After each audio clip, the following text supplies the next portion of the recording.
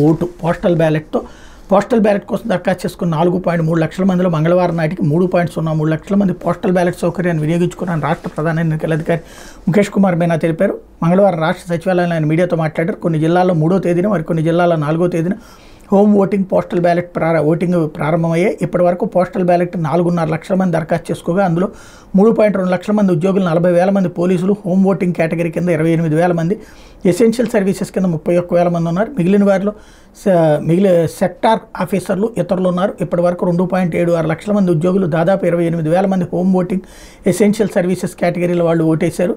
కొందరు ఉద్యోగులు పలు రకాల కారణాల వల్ల పోస్టల్ బ్యాలెట్ సౌకర్యాన్ని ఉపయోగించుకోలేకపోయారు. వారికి ARO పరిధిలో ఓటు ఉంటే ఆ ఫెసిలిటేషన్ కేంద్రంలోనే స్పాట్లో ఈ సౌకర్యాన్ని వినియోగించుకునేలా బుధవారాల్లో అవకాశాన్ని కల్పించాం.